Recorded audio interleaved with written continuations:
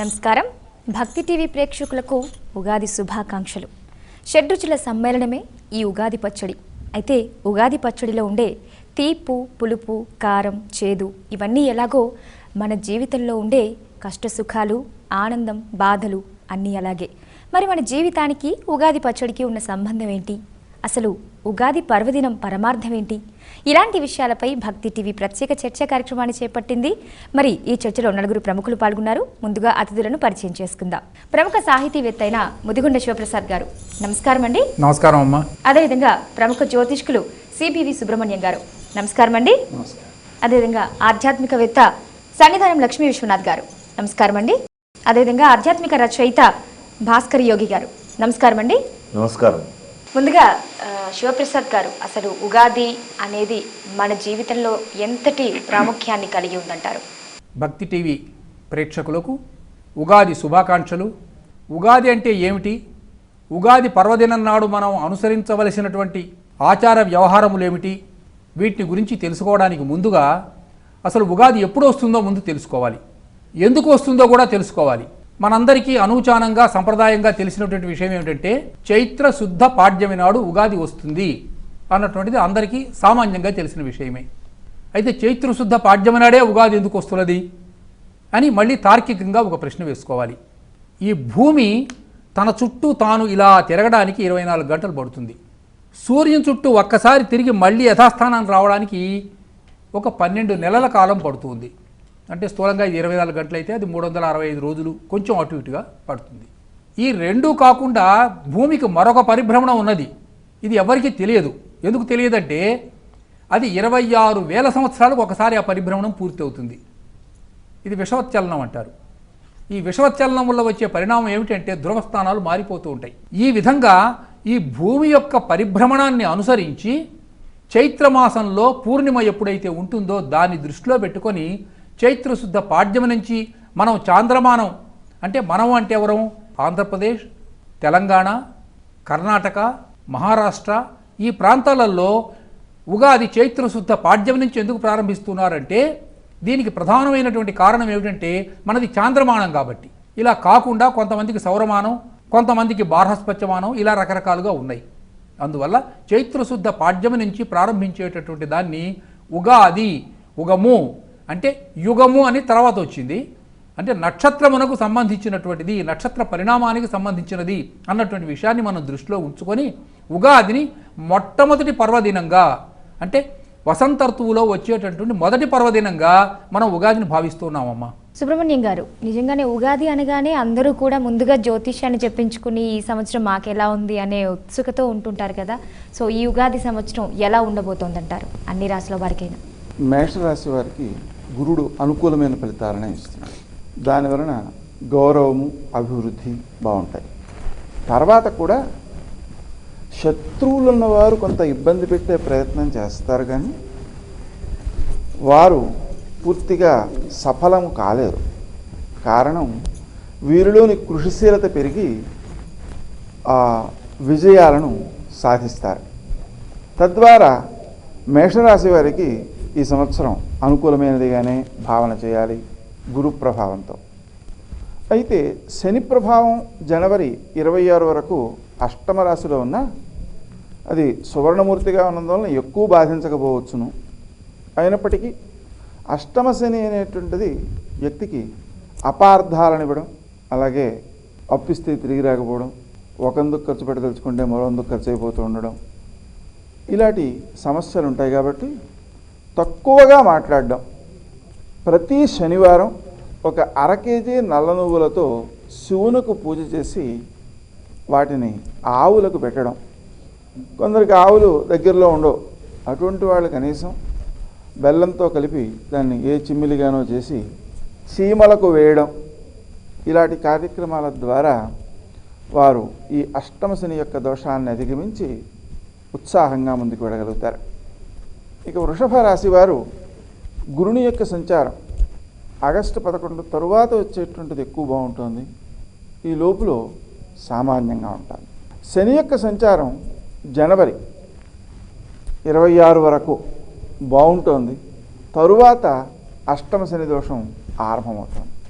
కాబట్టి 2017 జనవరి 26 తర్వాత ప్రతి శనివారం శివునకు ఒక అరకేజీ నల్ల నువ్వులతో పూజ చేసి వాటిని ఆవులకు పెడుతుంటే ఆ దోషాన్ని వారు అధిగమించగలుగుతారు. మొత్తంపై గురు సంచారం అనుకూలమైన ఫలితాలను ఇస్తుంది కాబట్టి వీరి యొక్క సంతానము కూడా అభివృద్ధిలోకి వచ్చేటువంటి సమయంగా దీన్ని గుర్తించవచ్చు. మిథున రాశి వారు వర్తమానంలో కొంతవరకు ఇబ్బందులున్న శత్రువులు వీళ్ళకి అపకారం చేద్దాము అని అనుకున్నా చేయలేరు. ఎందువల్లంటే వాళ్ళకి ఏదో కారణాల వల్ల ఆలస్యాలు జరిగి వీళ్ళు ముందుకు వెళ్ళిపోతుంటారు. ఇక ఆగస్టు 11 తరువాత సంచారం గురునిది అనుకూలంగా ఉంది. దానిలో వీరు నూతన గృహ నిర్మాణాదులు మొదలైనటువంటి వాటిని ప్రయత్నం చేసే అవకాశాలు ఉన్నాయి. అవి సత్ఫలితాలను ఇవ్వడం కోసం ఇప్పటి నుంచి చింతామణి గృహాంతస్థ శ్రీమన్నగర నాయిక అనే మంత్రాన్ని జపించుకుంటూ ఉంటే వారు సత్ఫలితాలను ఆర్జించగలుగుతారు. ఇక కర్కాటక రాశివారు, ఈ రాశివారికి గురుడు ప్రస్తుతం ఆగస్టు 11 వరకు వాక్స్థానంలో ఉండి వారి మాట ఎల్లవేళలా అందరూ వినేటట్లుగా అభివృద్ధికరంగా ఉంటుంటుంది. కానీ జనవరి 26 వరకు నిర్ణయాలు తీసుకోవడంలో ఆలస్యాలు జరగడం వలన కొన్ని ఇబ్బందులను ఎదుర్కొంటూ ఉంటారు. ఆ తర్వాత శత్రువుల స్థానంలోకి ఈ శని ప్రవేశిస్తున్నాడు కాబట్టి శత్రువులు వీరికి అపకారం చేయలేని పరిస్థితిలోకి వెళ్ళిపోతారు. తద్వారా విజయాలు ఎక్కువగా సాధించేటువంటి అవకాశం ఉంది. ఈ ఆగస్టు 11 తర్వాత గురుని యొక్క సంచారం వలన ఏవైతే ఇబ్బందులు కొన్ని ఉంటాయో వాటిని అధిగమించడం కోసం ప్రతి గురువారం 1 కేజీ పావు శనగలతో శివునకు పూజ చేసి వాటిని నానబెట్టి ఆవులకు పెడుతూ ఉండడం, అదేవిధంగా శ్రీదత్త శరణం మమ అనే మంత్రాన్ని జపం చేసుకుంటూ ఉండడం వారికి సత్ఫలితాలను ఇచ్చేదిగా ఉంటుంది.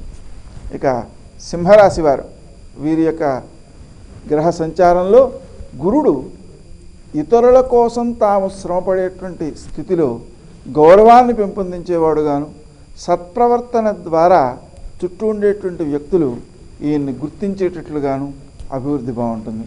కానీ అర్ధాష్టమ శని యొక్క ప్రభావం 26 జనవరి 2017 వరకు ఉన్న దృష్ట్యా వాహనాలకు సంబంధించి కొన్ని చికాకులు ఉండే అవకాశం ఉంది. అదేవిధంగా ఆహారాన్ని సమయానికి తీసుకోకపోవడం, తీసుకున్న ఆహారం శరీరానికి వంట పట్టకపోవడం, విద్యార్థులలో విద్య యందు ఆసక్తి తక్కువగా ఉండడం ఇత్యాదికానికి అవకాశం ఉంది.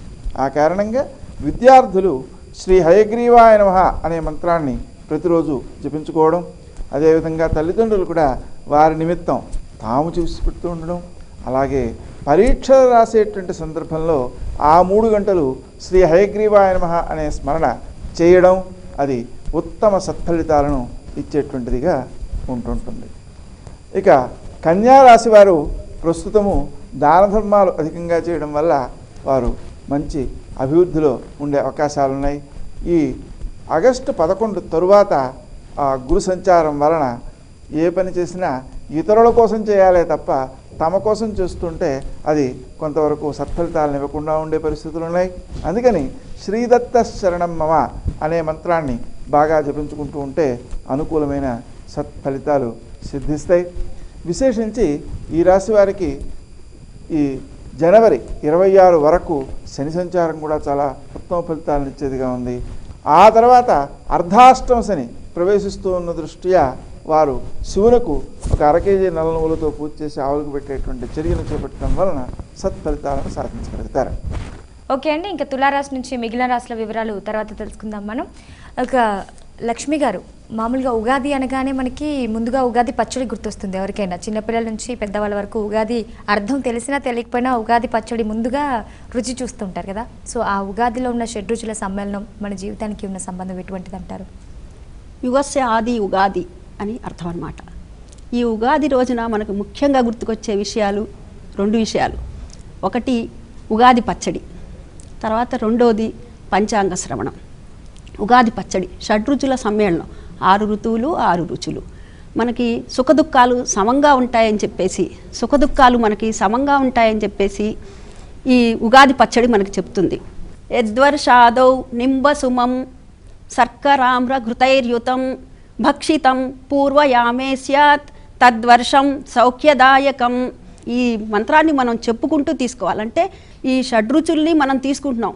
ఏ విధంగా అంటే తీపి, పులుపు, నింబకుసుమం అంటే వేప పువ్వు, తర్వాత కొత్త చింతపండు, కొత్త బెల్లము, మామిడి పండు తురుము, నెయ్యి, ఉప్పు, కారాలు ఇవన్నీ కాదండి షడ్రుచులు అంటే. ఇదే మనకి ధర్మం చెప్తున్నటువంటి, శాస్త్రం చెప్తున్నది ఇదే, ఈ 6 మాత్రమే కలపాలని చెప్పి. అంటే ఇందులో ఏమున్నాయి? తీపి ఉంది, వగరుంది, పులుపు ఉంది, అన్ని రకాలు షడ్రుచులు ఉన్నాయన్నమాట. సుఖదుఖాలకు యొక్క కలయికే ఈ ఉగాది పచ్చడి. ఉగాది పచ్చడి మనకి ఏమని సందేశం ఇస్తుందంటే షడ్రుచుల సమ్మేళనం, సుఖదుఖాలు సమంగా ఉంటాయి అని చెప్పేసి. ఇది వసంత ఋతువు. ఈ ఋతురాజు అంటారు ఈ వసంత ఋతువుని అనమాట. ఈ వసంత ఋతువులో మనకి కోకిల గానాలు, ఇలా మనకి వసంత ఋతువు అనగానే మనకి ఎంతో ఆనందంగా వచ్చింది. మనం చక్కగా పాటలు కూడా పాడుకుంటాం. వచ్చే చైత్ర మాసము వసంత విలాసము అని ఎంతో రకంగా చక్కగా లలిత గీతాలన్నీ పాడుకుంటాం అనమాట. ఇది కోయిల రావాలు, కోయిల గానాలు.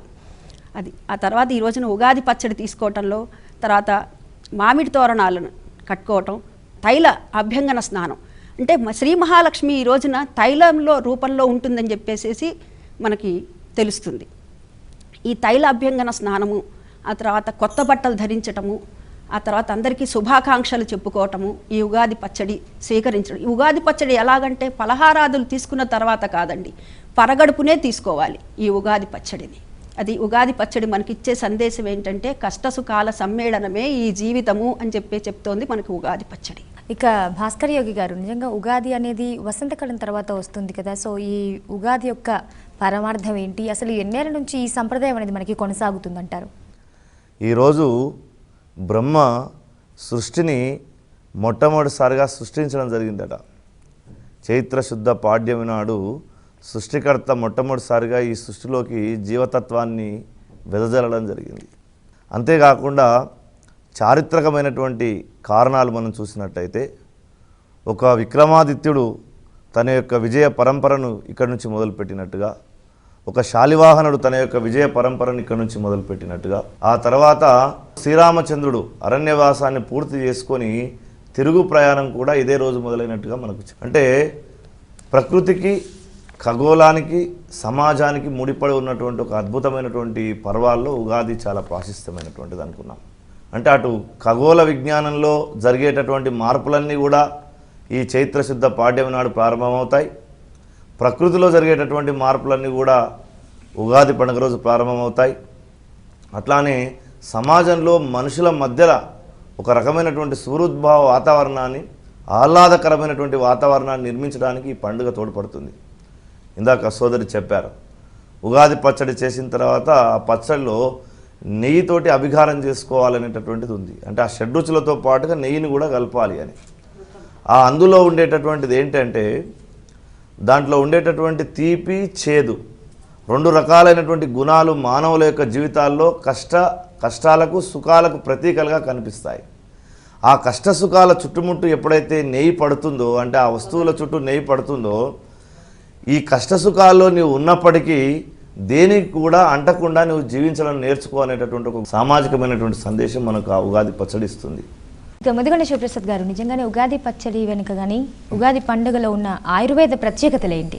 ఆయుర్వేద పరంగా కూడా కొన్ని ముఖ్యమైన విషయాలు మనం గమనించాలి. ప్రతిరోజు ఉదయమే ప్రతి మనిషి కూడా నిద్రలేచిన తర్వాత దంతధావనం చేసుకొని వేప చిగుళ్ళను తినాలి.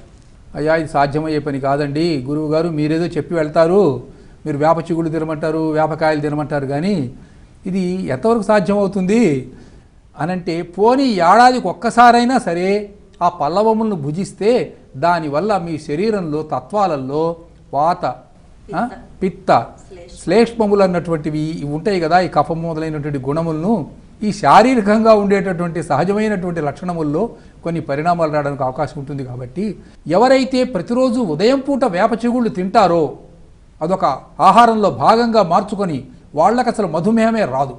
వేప చిగుళ్ళను కానీ, అలాగే బిల్వం అంటే ఏమిటి, మారేడు పల్లవములను ప్రతిరోజు తినాలి. మారేడు పల్లవములు తిన్న వాళ్ళకి అసలు ఆ శరీరం లోపల మధుమేహం వచ్చే అవకాశమే లేదు.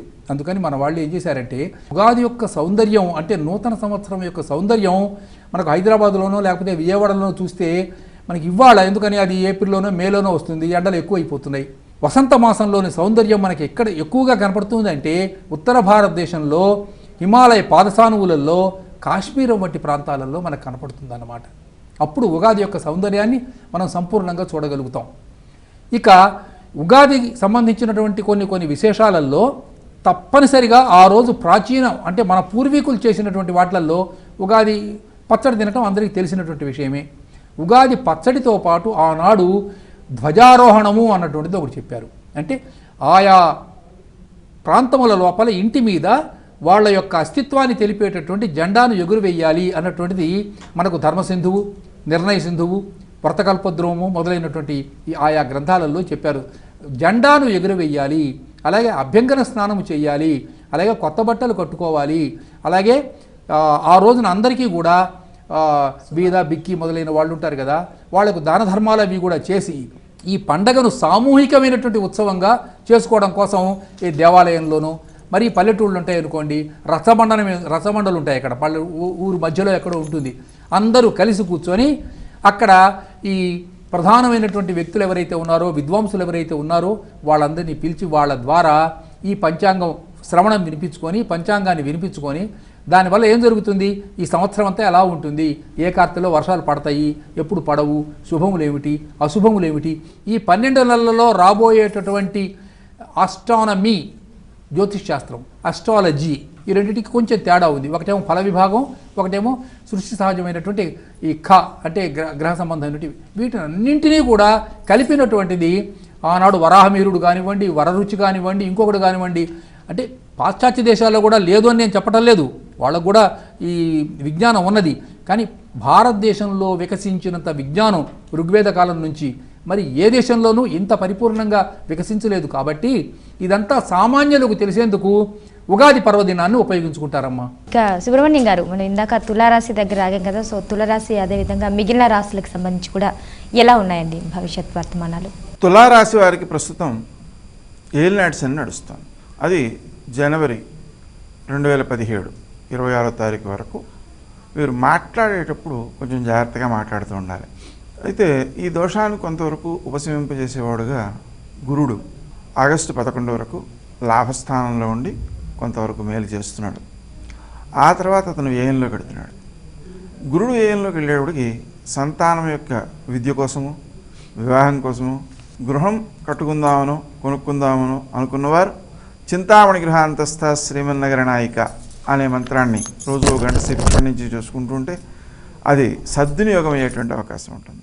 అలాగే తమ పిల్లల యొక్క అభివృద్ధి కోసం శ్రీ హయగ్రీవాయ నమః అనే మంత్రాన్ని జపించుకోవడం, పిల్లల చేత కూడా జపింపజేయడం ద్వారా పిల్లల కోసం చేసేటువంటి ఖర్చులు సద్వినియోగం అయ్యేటువంటి అవకాశం ఏర్పడుతుంది. వృశ్చిక రాశి వారికి జన్మస్థానంలోనూ అలాగే ద్వితీయ స్థానంలోనూ శని సంచారం ఏలినాటి శని కలిగిస్తూ వ్యక్తికి ఆర్థిక ఆరోగ్య విషయాలలో కొంత ఇబ్బందులు కలిగించేటువంటి అవకాశం ఉన్న దృష్ట్యా అప్పులు ఇవ్వకపోవడం, అదేవిధంగా తనకేమైనా అప్పులుంటే తీర్చేసుకుంటూ ఉండడం, ఆరోగ్య విషయంలో వ్యాయామ ప్రాణాయామాలకు ప్రాధాన్యం ఇవ్వడం, అలాగే క్రీం అచ్యుతానంత గోవింద అనే నామాన్ని స్మరించుకుంటుండడం సత్ఫలితాలను ఇస్తుంది. ఇక ధనుస్సు రాశి వారికి వర్తమానంలో వ్యయశని తర్వాత జన్మశని కావటం వల్ల అధిక వ్యయాలు, ఆరోగ్యపరమైన ఇబ్బందులు కలిగేటువంటి అవకాశం ఉన్న దృష్ట్యా గురువు యొక్క దృష్టి రాశిపై ఆగస్టు 11 వరకు ఉన్న దృష్ట్యా కొంతవరకు కాపాడుతూ ఉన్న శని యొక్క దోషాన్ని మనం నివారించుకోవడం కోసం ప్రతి శనివారం ఒక 1/2 కేజీ నల్ల నువ్వులతో శివునికి పూజ చేసి అవి ఆవులకు పెడుతూ ఉండడం చాలా ఉత్తమ ఫలితాలను అందజేస్తుంటుంది. అలాగే ఆరోగ్యపరమైన అనుకూలతల కోసం క్రీం అచ్యుతానంత గోవింద అనే నామాన్ని స్మరించుకోవడం చాలా మంచిది.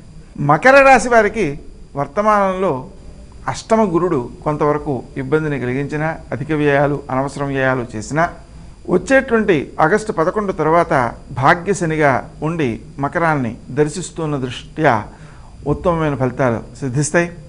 అయితే 2017 జనవరి 26వ తారీఖు నుంచి వ్యయంలో శని ప్రవేశించడం ద్వారా ఏలినాటి శని ఆరంభమవుతోంది. కాబట్టి అప్పటి నుంచి వారు అతి జాగ్రత్తతో ముఖ్యంగా ప్రతి శనివారం ఆ శివునకు ఆరాధన చేసుకోవడం, నూనెతో అభిషేకం, అలాగే నల్ల నువ్వులతో పూజ చేసుకుని ఆ నల్ల నువ్వుల్ని ఆవుకు పెడుతూ ఉండడం మొదలైన చర్యలు చేపట్టడం చాలా మంచిది.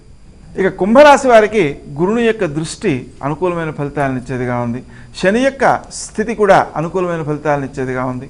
నూతన ప్రయత్నాలు సత్ఫలితాలను ఇచ్చేటువంటి అవకాశం ఉంది. లాభస్థానంలో కూడా శని ప్రవేశిస్తాడు కాబట్టి అనుకూలమైనటువంటి సత్ఫలితాలు సిద్ధిస్తాయి. కాబట్టి నూతనమైన ప్రణాళికలన్నీ కూడా ఈ సంవత్సరంలో ఏర్పాటు చేసుకుని అభివృద్ధిని సాధించుకోవచ్చు. ఇక మీనరాశి వారికి సంవత్సరం అంతా కూడా గురుడు కానీ శని కానీ అనుకూలమైన ఫలితాలను ఇచ్చేవారుగానే ఉన్నారు. కాబట్టి వారు తమ తమ కార్యక్రమాలను సక్రమంగా నెరవేర్చుకోవడం మంచిది. శత్రువులు మీకు అపకారం చేద్దామనే ప్రయత్నం చేసినా అవి సత్ఫలితాలను వాళ్ళకి ఇవ్వవు, అంటే మీరే విజయం సాధిస్తారు. కాబట్టి మీరు శ్రీదత్త శరణం మమ అనే మంత్రాన్ని జపించుకుంటూ సంవత్సరం అంతా సత్ఫలితాలను, మంచి ఆలోచనలను, బంధువులకు ఉపకారాన్ని కూడా చేయగలుగుతారు. ఇక లక్ష్మి గారు, ఉగాది రోజున చేయాల్సిన క్రతువులు కానీ పూజలు కానీ వాటి విశిష్టాలు చెప్తారు. ముఖ్యంగా చేయాల్సింది ఉదయాన్నే అభ్యంగ స్నానము, ఆ తర్వాత ఉగాది పచ్చడి, ఆ తర్వాత ప్రసాద వితరణ. ఈ ప్రసాదం మనం మాత్రమే స్వీకరించటం కాదు, 10 మందికి ఇచ్చి 10 మందితో తీసుకునే ప్రసాదం ఇది. ఆ తర్వాత ఈ రోజున పంచాంగం పూజ చేయాలి. పంచాంగములు తిథి వార నక్షత్ర యోగ కరణములు పంచ అంగములు పంచాంగంబు. తిథివార నక్షత్రంచ యోగకరణం పంచాంగస్య ఫలం శృణత్ గంగా స్నాన ఫలం లభేత్ అన్నారు. ఈ రోజున ఈ పంచాంగ శ్రవణం చేయటం వల్ల మనకి గంగా స్నానం ఫలితం కలుగుతుందని ధర్మం చెప్తుంది. తర్వాత నైవేద్యాలు చేయాలి, 5 రకాల నైవేద్యాలు చేయాలి. అంటే ఈ రోజున చాలా విశేషం. పంచాంగానికి ఏం చేయాలి అని అంటే నైవేద్యాలు 5 రకాలు చేయాలి. వడపప్పు, పానకము, కదలీ ఫలము, మామిడి తురుముతో పులిహోర చేయాలి, పూర్ణాలు చేయాలి. మామిడి తురుముతోనే ఎందుకు అని మీరు అడగచ్చు. ఈ రోజు దాకా మామిడికాయను మనం స్వీకరించకూడదు, అది పురుటితో సమానం అనమాట. ఈ రోజుతోనే మనం మొదలు పెట్టాలి. పప్పు రూపంలో వేసుకోవడం కానీ, పచ్చడిగా కానీ, పులిహోరగా కానీ, ఏ విధంగా చేసినా కానీ ఈ రోజుతోనే మనం ఈ పంచ నైవేద్యాల్ని సమర్పించి కొత్త బట్టలు కట్టుకొని అందరికీ శుభాకాంక్షలు చెప్పుకొని ఈ వసంత ఋతువు వసంతి సుఖం యథాతదే అస్మిన్నతి అన్నారు పెద్దలు. అలాగే లక్ష్మి గారు, ఇక భాస్కర్ యోగి గారు, నిజంగానే ఏ పండుగ వచ్చినా తెలుగు లోగిలలో ఒక ప్రత్యేకంగానే జరుపుకుంటారు. సో ప్రతిదీ కూడా కాలానుగుణంగానే వస్తూ ఉంటుంది. కానీ ఉగాది వచ్చేప్పటికి కొత్త ఏడాది అంటే అన్ని ప్రాంతాల వాళ్ళు జరుపుకుంటారు, కానీ తెలుగు వారికి ఉగాది ఎందుకు ఒక ప్రత్యేకమైన పండుగగా మారింది? ముదిగొండ వారు చెప్పినట్టుగా కర్ణాటక, మహారాష్ట్ర, తెలుగు ప్రాంతాల లోపల మనం చాంద్రమానాన్ని అనుసరిస్తూ ఉంటాం. చంద్రుని యొక్క శక్తి అట్లా అద్భుతమైనటువంటి శక్తి ప్రకృతి మీద ఉంటుందో, అట్లానే ప్రకృతి లోపల ఎట్లాంటి మార్పులు వస్తాయో ఆ మార్పులన్నింటినీ మన ఇంటికి ఆహ్వానించుకోవాలనేటటువంటి ఒక మంచి దృక్పథం తెలుగు వాళ్ళలో ఉంది బహుశా. కాబట్టి ఇట్లాంటి పండుగకు ఒక ప్రత్యేకత మన ఇళ్లలో కనిపిస్తుంది. వారు చెప్పినట్టుగా ధ్వజారోహణం అనే ప్రత్యేకత ఉంది. అంటే ఒక కాషాయ ధ్వజాన్ని పెట్టేసి వాకిట్లో నీళ్లు చల్లేసి, పేడ నీళ్లు చల్లేసి, దాని మధ్యలో ఒక కుంభాన్ని ప్రతిష్ఠించి ఆ కుంభానికి చుట్టూ ఎర్రని వస్త్రాన్ని పెట్టి అందులో ఒక రాగి పైసను అందులో వేసి దాని పక్కన ధ్వజాన్ని ప్రతిష్ఠించేటటువంటి ఒక అలంకారయుతమైనటువంటి కార్యక్రమం, ధర్మాన్ని గుర్తు చేసేటటువంటి కార్యక్రమం అది మొట్టమొదలు కనిపిస్తుంది. అట్లానే నూతన వస్త్రాలంకరణ, తెలుగు వాళ్ళకి ప్రత్యేకత ఏమిటంటే నూతన వస్త్రాలంకరణ. పండుగ వచ్చిందంటే చాలు కొత్త బట్టలు కట్టుకోవడం, తల్లులు పిల్లలు ఇంట్లో ఉండేటటువంటి వాళ్ళంతా కుటుంబ సభ్యులంతా కూడా నూతన వస్త్రాలను ధరించి చక్కగా దేవాలయానికి వెళ్ళడం. తర్వాత పంచాంగ శ్రవణం మన యొక్క తెలుగు పల్లెటూళ్ళల్లో ప్రతి చోట, పట్టణాల్లో పల్లెటూళ్ళలో చాలా అద్భుతంగా ఉగాదికి కొత్త శోభను కలిగించేటట్టుగా మనకు పంచాంగ పఠనం కనిపిస్తుంది. అక్కడ కొన్ని ధార్మికమైనటువంటి ప్రవచనాలు ఉంటాయి. ఆ తర్వాత ఇలాంటి పెద్దల చేత పంచాంగ శ్రవణం చేస్తారు. ఆ పంచాంగ శ్రవణంలో మనిషి యొక్క జీవితంలో రాబోయేటటువంటి సంవత్సరంలో కలిగేటటువంటి శుభాశుభాలను గురించి ముందే విచారణ చేసుకోవడం. అట్లానే ఈ దేశానికి రాజు ఎవరు, ధాన్యాధిపతి ఎవరు, పశుపాలకుడు ఎవరు, పరిపాలించేటటువంటి ధాన్యాల మీద ఏ గ్రహం మనకు పనిచేస్తూ ఉంది, ఇవన్నీ తెలుసుకోవడం వల్ల రైతులు ఏ పంటలు వేసుకోవాలి, వ్యాపారస్తులు ఎలాంటి వ్యాపారం చేయాలి, ఉద్యోగస్తులు ఎలా తమ జీవితాన్ని గడపాలనేటువంటి విషయాలు పంచాంగ శ్రవణం ద్వారా తెలుసుకుంటారు. అట్లాగాక ఇంకా తెలుగు వాళ్ళకు ఇంకా ప్రత్యేకమైనటువంటిది మనకు కవి సమ్మేళనాలు జరుగుతూ ఉంటాయి. ఉగాది అనగానే కవి సమ్మేళనాలు, కొత్త కవితలు, అంటే ఆ సంవత్సరం జరిగినటువంటి అనేక విషయాల మీద కవి హృదయం ఎట్లా స్పందిస్తుంది అనేటటువంటిది తెలియజేయడం. మనకు పూర్వీకులే మధుమాసాన్ని గురించి, ఈ చైత్రమాసం యొక్క గొప్పతనాన్ని గురించి, ప్రకృతి యొక్క అందాన్ని గురించి, లేదా సమాజం సంబంధించినటువంటి అనేక విషయాల మీద అనేక కావ్యాల్లో వాళ్ళు రాయడం జరిగింది. అట్లాంటి ఒక కవులందరూ ఒక చోట కూర్చొని ఆ చక్కని కవితా పఠనం చేయడం అనేటటువంటి చూస్తాం. తర్వాత ఉగాది తర్వాత వచ్చేటటువంటి నవరాత్రాలు రామనవరాత్రులు అంటాం, మనం వసంత నవరాత్రులు రామనవరాత్రులు అంటాం. అంటే వైష్ణవీ తత్వం అనేటటువంటిది పురుష రూపాన్ని పొందినప్పుడు అది శ్రీరాముని యొక్క తత్వాన్ని భాషించేటట్టుగా ఉంటుంది.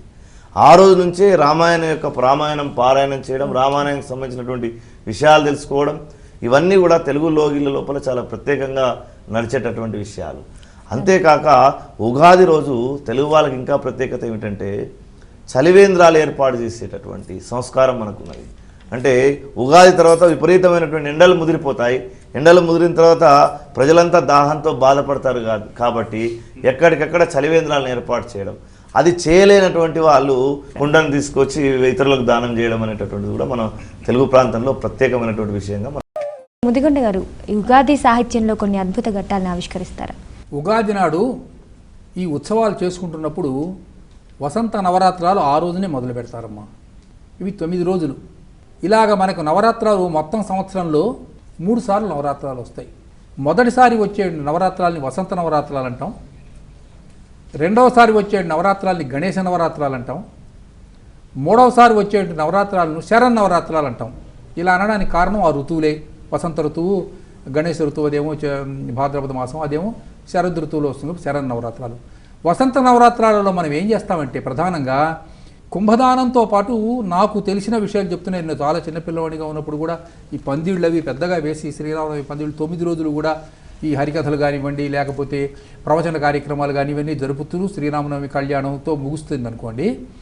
ఈ విసనకర్రలు పంచిపెట్టడం అంటే ఏమిటన్నా సమాజ సేవలో ఒక భాగంగా వడపప్పు పంచిపెట్టడం, తర్వాత పానకాలు ఇవ్వటం, ఇవన్నీ దేన్ని తెలియజేస్తున్నాయి? ఈ ప్రకృతి యొక్క లక్షణాలని తెలియజేస్తున్నాయి అన్నమాట. వ్యక్తి చుట్టూ సమిష్టి, తర్వాత ప్రకృతి, ఈ ప్రకృతి తర్వాత పరమేష్టి. పరమేష్టి అంటే ఈశ్వరుడు.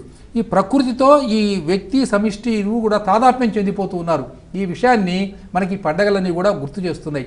ఇంత బాగా ఒక సాంస్కృతికమైనటువంటి జీవన ధారను మన ప్రాచీనులు రూపొందించి మనకు అందించారు. ఇట్లని పాశ్చాత్య దేశాల్లో కూడా వాళ్ళకు పండగలు లేవు అని మనం చెప్పటం లేదు. కానీ ఇంత ప్రణాళికాబద్ధంగా ప్రకృతితో తాదాత్మ్యం చెందినటువంటిది మనకు కనపడదు. కాబట్టి ఈ కవి కోకిలలు ఎప్పుడైతే సమాజంలో కోకిలలు గానం చేయడం మొదలు పెడతాయో, ప్రకృతిలో కోకిళ్ళు గానం చేస్తాయో, కవి కోకిళ్ళు కూడా సహజంగానే తమ గొంతు విప్పి పెద్ద పెద్దగా కావ్యగానాలు చేస్తుంటారు. ఆమని కోయిల కూసిన వేళను అవనికి దిగే ఒక అభినవ శోభానికి ఈ కవిత్వంతో ప్రకృతిని వర్ణించడం అన్నటువంటిది. ప్రకృతి వేరు నేను వేరు కాదు అని ప్రకృతిని ప్రశంసిస్తూ కృతజ్ఞత తెలుపుకుంటూ వాళ్ళు ప్రకృతిని పూజిస్తూ ఉంటారు. శ్రీకరమై రస కవితా శ్రీకరమై సర్వజన వశీకరమై శోభాకరమై నవవర్ష సుధాకరముదయించే దివ్యధాత్రి హసింపన్ అని. అంటే శ్రీకరంగా ఒక సంవత్సరం మన దగ్గరకు వచ్చేసింది. ఈ శ్రీకరంగా వచ్చినటువంటి సంవత్సరానికి మేము స్వాగతం చెప్తూ ఉన్నాము అని ఈ సంవత్సరాన్ని ఒక దైవంగా భావించడం ఎంత గొప్ప విషయం అండి. కాలాన్ని, నక్షత్రాలను, సూర్యుణ్ణి, చంద్రుణ్ణి వీటన్నిటి కూడా దైవంగా భావించారు. దివ్ అంటే ప్రకాశించడం, అంతేగాని ఏవో ఉపభోక్త అంటే కన్జ్యూమరిజంగా మన వాళ్ళు భావించలేదు. ఇంత గొప్ప సంస్కృతి నాకు తెలిసినంత వరకు ప్రపంచంలో ఇంకా ఏ దేశంలోనూ కూడా లేదమ్మా. సుబ్రహ్మణ్యం గారు, మనకి ఇక ఉగాది అనగానే ఒక్కొక్క సంవత్సరానికి ఒక్కొక్క పేరు వస్తూ ఉంటుంది. జయనామం, విజయనామం, మన్మథనామ సంవత్సరం అంటూ.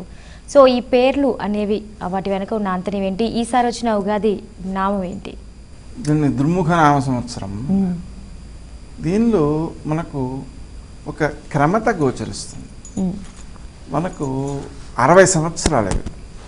దీనికి గాథ ఏం చెబుతారంటే, ఒకసారి నారదుడు విష్ణుమూర్తి యొక్క మోహిని రూపాన్ని గురించి మాట్లాడడం, తర్వాత ఆ మోహిని యొక్క మాయను తనపై ప్రయోగించమని కోరడం, అలాంటి సందర్భంలో ఆయన గారు స్త్రీ రూపాన్ని ధరించడం గురించి ఆయన్ని ఆక్షేపించినట్టుగా మాట్లాడడం, అలాంటి సందర్భాల్లో ఈయన్ని పరీక్షించడం కోసం అని చెప్పి ఒక చెరువులో స్నానం చేయమంటే ఆడపిల్లగా బయటికి రావడం, ఆయనకి ఈ 60 మంది పిల్లలు పుట్టడం అనేటువంటి గాథ వర్ణిస్తారు. నిజానికి ఈ 60 సంవత్సరములు అనేటువంటి భావన ఏదైతే ఉందో అది మిగిలిన ఏ దేశంలోనూ లేదు, ఇక్కడే ఉంది. ఈ 60 సంవత్సరాల్లో ఒక అంతరార్థం ఉంది. మనం జాగ్రత్తగా గమనిస్తే ప్రభవ అంటే పుట్టడం, విభవ అంటే సంపద, అంటే రెండవ భావానికి సంబంధించింది. అలా మూడవ భావం, నాలుగవ భావం, ఇలా 12 భావాలు జీవితంలో కనిపించడాన్ని ఈ వరుస క్రమం అనేది గోచరింపజేస్తుంది. అంతేకాకుండా ఈ 60 సంవత్సరాలు అనేటువంటిది ఏదైతే ఉందో అది శని యొక్క సంచారము, గురుని యొక్క సంచారము, ఈ రెండిటి యొక్క కనిష్ట సామాన్య గుణిజం. ఎలా అంటే గురుడు 12 రాసుల్లో సంచరించడానికి 12 సంవత్సరాలు పడుతుంది, శని 12 రాసుల్లో సంచరించడానికి 30 సంవత్సరాలు పడుతుంది. కాబట్టి మిగిలిన గ్రహాలన్నీ కూడా నెల 15 రోజులు ఇలా తిరుగుతుంటాయి. కాబట్టి ఒక్కొక్క రాశిలో పెద్ద ప్రాధాన్యం లేదు. కానీ సంవత్సర కాలం సంచరించేటువంటి గురుడు, 2.5 సంవత్సరాలు సంచరించేటువంటి శని, వీళ్ళు మళ్ళీ తామున్న చోటికి రావడానికి 5 సార్లు గురుడు సంచరిస్తే అదే సమయానికి శని 2 సార్లు సంచరించి తానున్న ప్రదేశానికి రాగలుగుతాడు. 5 12 60, 2 30 60 అలాగే. కాబట్టి దీంట్లో మనకు 2 శనిచారాలు ఉన్నాయి అనే విషయం అర్థమవుతుంది. మానవుని యొక్క సమగ్ర జీవనాన్ని 120 సంవత్సరాలుగా గుర్తిస్తారు. 120 సంవత్సరాల్లో 2 సార్లు ఈ 60 సంవత్సరాలు వస్తాయన్నమాట. అలా వచ్చేటప్పటికి మనకు సామాన్యంగా షష్ఠి పూర్తి చేసుకునేటప్పుడు వారికి బహుమానాలు ఇవ్వడం కోసం చేతికి ఒక కర్ర ఇస్తుంటారు, అంటే 3వ కాలు వచ్చిందని అర్థం అన్నమాట. అలాగా లౌకిక జీవనానికి ఒక 60 సంవత్సరాలు కేటాయిస్తే ఆధ్యాత్మిక జీవనానికి మిగిలిన 60 సంవత్సరాలు కేటాయించాలి అనేటువంటి భావన. దీన్ని బట్టి మనకి ఏమర్థమవుతుంది? మొదటి 30 సంవత్సరాలు వ్యక్తి తాను తన యొక్క అభివృద్ధి కోసం, చదువుకుంది కోసం వినియోగించుకుంటే, రెండవ 30 సంవత్సరాలు తమ పిల్లలకు మంచి విద్యను గరిపి సమాజంలో మంచి పౌరులుగా తయారు చేయడానికి వినియోగించుకుంటే, ఆ తర్వాత వాళ్ళు ఎలాగా వీడి మాట వినరు కాబట్టి 60 దాటాక ఈతను వానప్రస్థం అనే పేరుతో ఒక 30 సంవత్సరాలు, ఇక సన్యాసం అనే పేరుతో మరో 30 సంవత్సరాలు, ఆ రెండవ 60ని ఆధ్యాత్మికంగా మలుచుకోవడానికి సంకేతంగా కూడా దీన్ని మనం భావన చేయవచ్చు. లక్ష్మి గారు, ఇక ఉగాది అనగానే అనుబంధాల పండుగ అంటారు కదా, ఎందుకు, కారణం ఏంటి? ఈ పండగ ఇందాక నేను చెప్పాను, ఉగాది పచ్చడి ఇచ్చే సందేశము కష్ట సుఖాలకు కుంగక ధైర్యంగా ఉండమని చెప్పే పండగ. అట్లాగే ఒక్కళ్ళమే జరుపుకుంటే అది వేరు, నలుగురితో జరుపుకుంటే ఇంత నాకు బలగం ఉంది అనేటటువంటి ఒక ధైర్యం మనకు వస్తుందన్నమాట. తెలుగువారి గొప్పతనమే అది, ఏకత్వంగా ఉండటం అనేదే మన భారతీయ సంస్కృతి. కాబట్టి ఈ ఉగాది పండుగని నలుగురితోనే చేసుకుంటారు. భాస్కర్ గారు, ఇక ఉగాది అనగానే మనకి అష్టావధానాలు కానీ సాహిత్యం కానీ గుర్తుకొస్తాయి. ఎందుకు ఇంత అభివృద్ధి చెందడానికి కారణం ఏంటంటారు? ప్రకృతిని చూసినప్పుడు సామాన్యులు స్పందించేటటువంటి తీరు వేరేగా ఉంటుంది, కవి స్పందించేటటువంటి తీరు వేరేగా ఉంటుంది. కవి యొక్క హృదయం అనేటటువంటిది ఒక అద్భుతమైనటువంటి ఆలోచన తరంగాలకు అది నిలయమైనటువంటి స్థానం. ప్రకృతిని, సమాజాన్ని రెండింటిని ఎప్పుడు దృష్టిలో పెట్టుకొని కవి తన యొక్క కవిత్వాన్ని సమాజం వైపు ప్రకటిస్తూ ఉంటాడు. అట్లాంటి కవిత్వాన్ని చెప్పడానికి ఒక ప్రారంభ దినంగా మనం ఉగాదిని భావించవచ్చు.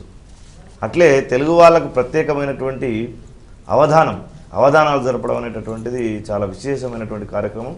చాలా చోట్ల చేస్తాం మనం. ప్రపంచంలోనే, అంటే భారతీయ భాషల్లో కూడా ఏ భాషకు లేనటువంటి ప్రత్యేకత మనకు అవధానాలు జరుపుకోవడం. అందులో అష్టావధానం, శతావధానం, సహస్రావధానం, ఇప్పుడు పంచసహస్రావధానం చేసే వాళ్ళు కూడా మన దగ్గర అవధానులు ఉన్నారు. అంటే అనేకమైనటువంటి సమాజంలో జరిగేటటువంటి విషయాలపైన అనేక కోణాల్లో దాన్ని విశ్లేషించేటటువంటి ఒక తత్వం మన కవి సమ్మేళనాల్లో, తర్వాత అష్టావధానాల్లో మనకు ప్రత్యేకించి కనిపిస్తుంది. అలాగే ఈ ఋతువుల యొక్క వర్ణన అనేక కావ్యాల్లో మనం చూస్తాం, అట్లానే అనేక మంది గ్రంథకర్తల్లో చూస్తాం. ఈ ప్రకృతిని, సమాజాన్ని ఏ విధంగా ఒక చైతన్యం వైపు తీసుకుపోవాలనేటువంటి భావనను ఈరోజు ఉగాది అనేటటువంటిది మనకు ప్రత్యేకంగా కలిగిస్తూ ఉంటుంది. అందుకోసం తెలుగు ప్రాంతాల లోపల అష్టావధానాలు కానివ్వండి, కవి సమ్మేళనాలు కానివ్వండి విస్తృతంగా జరగడం అనేది చూస్తాం. ఇక ముదిగొండ గారు, ఉగాది రోజున చేయాల్సిన పనులేంటి, చేయకూడని పనులంటూ ఏంటి? ఉగాది నాడు అంటే చైత్రశుద్ధ పాడ్యమి అన్నమాట. చైత్రశుద్ధ పాడ్యమి నాడు ఉదయం నుంచి సాయంత్రం వరకు మన జీవితం ఎలా గనక గడిపితే ఆ సంవత్సరం అంతా కూడా ఆ వ్యక్తికి అలాగే జరుగుతుంది అన్నటువంటిది ఒక విశ్వాసం. ఈ సంవత్సరం మీకు ఒక చిన్న విషయం చెప్తాను. జనవరి 1వ తారీఖు శుక్రవారం వచ్చిందండి. అలాగే ఈసారి చైత్రశుద్ధ పాడ్యమి కూడా శుక్రవారం వచ్చింది.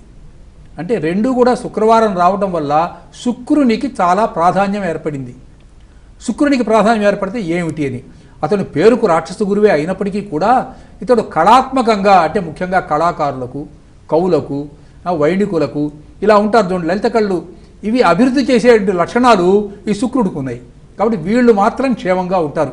ఉంటారంటే మిగతా వాళ్ళకి అపకారం జరుగుతుందా అంటే, పేరును బట్టి, దుర్ముఖి అనే పేరును బట్టి ఈ సంవత్సరం కొంచెం ఒడుదుడుకులు వచ్చేటువంటి అవకాశాలు లేకపోలేదు. అంటే కొంచెం క్షామాలు కానివ్వండి, లేకపోతే ఈతి బాధలు కానివ్వండి, కొన్ని ప్రమాదాలు, తర్వాత ఈ ఉగ్రవాదుల వల్ల జరిగేటటువంటివి ఇవన్నీ కూడా ఉన్నాయి. ఇవి మనం కాదని చెప్పడానికి వీల్లేదు. మరి దీన్ని ఏం చేయాలి? పేరును బట్టి దుర్ముఖేమో ప్రమాదం అంటున్నారు, శుక్రవారం వచ్చింది కాబట్టి కవులు కళాకారులు సుఖంగా ఉంటారు అంటున్నారు. మరి ఏం చేయాలి అంటే, నిరంతరము ఈ సంవత్సరం అంతా కూడా శివ పూజ చేసి తీరాలి. దీనికి ప్రత్యామ్నాయం ఇంకొకటి లేదు. మొత్తం సంవత్సరం అంతా కూడా ఈశ్వర ఆరాధన, శివారాధన చేయాలి. వీలైతే దేవాలయాలకు వెళ్ళాలి, లేదా ఇంట్లోనే కూర్చొని ఒక పటం ముందో లేకపోతే ఇంకొక రూపంలోనో, లింగ స్వరూపంలోనో, సాకారంగానో నిరాకారంగానో ఈశ్వరారాధన చేసినందువల్ల ఈ దుర్ముఖ అన్నటువంటి పేరు వల్ల వచ్చేటటువంటి కొన్ని ఇబ్బందులు అయితే ఉన్నవో వాటి నుంచి అధిగమించడానికి అవకాశం ఉంది. కాబట్టి ఏం చెప్తుంది అసలు ఖగోళం? ఏం చెప్తుంది? జాగ్రత్తలు చెప్తుంది. ఇదిగో ఇది ఇలా ఉంటుంది కాబట్టి దీని నుంచి జాగ్రత్తలు తీసుకోండి అని చెప్తుంది ఉగాది నాడు. కాబట్టి ఈ సంవత్సరం దేశానికి క్షేమం కలగాలి, మన కుటుంబానికి క్షేమం కలగాలి అన్నటువంటి విషయాలను దృష్టిలో పెట్టుకొని ఈనాడు చేయవలసినవి ఏమిటంటే, తప్పనిసరిగా శివారాధన చేయాలి. చేయకూడనివి ఏమిటి అంటే, ఇతరులకు సమాజానికి అపకారం కలిగించేటట్టుగా అనకూడదు, వినకూడదు, కనకూడదు. కాబట్టి సమాజానికి అపకారం కలిగించే వాటి విషయంలో మనం జోక్యం చేసుకోకుండా అందరూ భారత్ మాతాకు జై అని తీరాల్సిందే. ఈ సంవత్సరం అంతా కూడా ఏమనాలి? అమ్మా, నా దేశం సుఖంగా ఉండాలి, నా జాతి సుఖంగా ఉండాలి, నా ప్రజలంతా సుఖంగా ఉండాలి, అందుకని ఓ వసంతలక్ష్మి వచ్చి మమ్మల్ని ఆశీర్వదించు అని కోరుకోవాలి. సుబ్రహ్మణ్యం గారు, ఈ ఏడాదంతా కూడా ఇప్పుడు అసలు కళాకారులకి ఎలా ఉంటుంది ఏంటి అనేది శివప్రసాద్ గారు తెలియజేస్తారు కదా. సో ఎలాంటి ప్రణాళికలు వేసుకోవటం వల్ల జీవితాన్ని అందంగా మలుచుకోగలుగుతారంటారు? ఈ రక్షణకు సంబంధించినటువంటి చర్యలను ఎక్కువగా తీసుకుంటూ ఆత్మరక్షణ, సమాజ రక్షణ వాటికి ప్రాధాన్యం ఇచ్చుకుంటూ ప్రతి వ్యక్తి కూడా రామరాజ్యం సిద్ధించటం కోసం, ఎలాగా వసంత నవరాత్రులు కాబట్టి పాడ్యమి నుంచి రామాయణ పారాయణ అది చేస్తుంటారు.